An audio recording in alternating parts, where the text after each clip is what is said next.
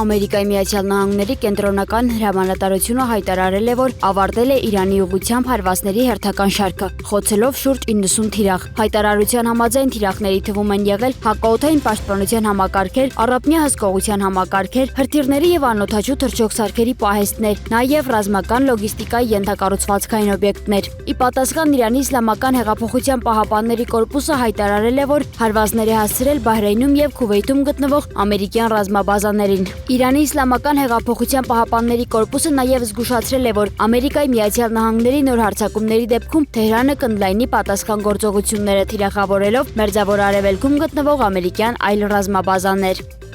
Ամերիկայի Միացյալ Նահանգների նախագահ Դոնալդ Թրամփը ՆԱՏՕ-ի գագաթնաժողովի շրջանակում հայտարարել է, որ անհրաժեշտության դեպքում Միացյալ Նահանգները կարող են նոր ռազմական գործողություններ իրականացնել Իրանի դեմ, այդ թվում թիրախավորել Խարկ կղզին եւ կրկին շրջափակել Հորմուզի նեղուցը։ Նրա խոսքով Ամերիկայի Միացյալ Նահանգները կարող է նաեւ Իրանին զրկել էլեկտրաէներգիայի եւ ջրի մատակարարումներից, սակայն այժմ նման որոշում չի կայացրել։ Ավելի վաղ Թրամփը հայտարարել էր, որ Թեհրանի հետ բանակցությունները շարունակելու իմաստ այլևս չի տեսնում։ Իրանի ղեկավարությանը մեղադրելով հրադադարի խախտման մեջ։ Միաժամանակ պաշտոնական Վաշինգտոնը եւ Թեհրանը դեռևս չեն հայտարարել հրադադարի ավարտի մասին։ Թրամփի հայտարարություններից հետո համաշխարհային շուկայում նավթի գները կրկին աճել են։ Ամերիկայի Միացյալ Նահանգների փոխնախագահ Ջեյդի Վենսը հայտարարել է, որ Վաշինգտոնն ու Թեհրանը պայմանավորվածություններ են ձեռք բերել Հորմուզի նեղուցում անվտանգ նավարկության հարցում։ Նրա խոսքով, եթե Իրանը կրակի առևտրային նավերի ուղղությամբ կամ փորձի փակել Հորմուզի նեղուցը, Ամերիկայի Միացյալ Նահանգները կպատասխանի ջախջախիչ հարվածով։ Վենսը նշել է, որ Իրանը կարող է կամ պահպանել ձեռք բերած պայմանավորվածությունները, կամ բախվել ռազմական հետևանքների, ընդգծելով, որ իրավիճակը կշարունակվի մինչև նեղուցն ամբողջությամբ բաց մնա եւ դադարեցվեն նավերի ուղղությամբ հարձակումները։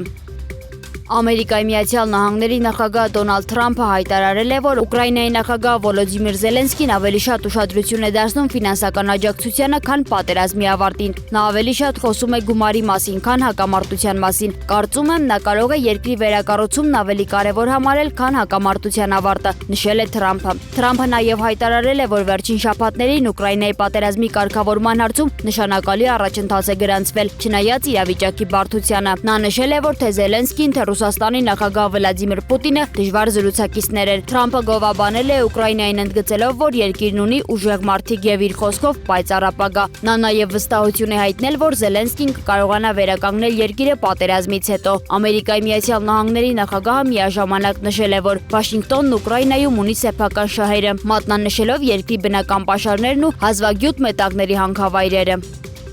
Ռուսաստանի Պետդուման ընդունել է օրենք, որով զգալիորեն բարձրացվում են օտարերկրացիների համար նախատեսված պետական տուրքերը։ Նոր կարգավորմամբ Ռուսաստանի Դաշնության քաղաքացիություն ստանալու վճարը 4200-ից բարձրացվել է 50,000 ռուբլու, ժամանակավոր բնակության իրավունքի տուրքը 1920-ից մինչև 15,000 ռուբլու, իսկ մշտական բնակության իրավունքի վճարը 6,000-ից մինչև 30,000 ռուբլու։ Օրենքով այդ վճարներից ազատվում են որոշ օտարերկրացիներ, այդ թվում Ռուսաստանի Դաշնության նախագահի կողմից առանձնահատուկ հետաքրքրություն ներկայացնող անձինք եւ նրանք, որոնք պայմանագիր են կնքել Ռուսաստանի զինված ուժերի հետ Ուկրաինայի դեմ պատերազմին մասնակցելու համար։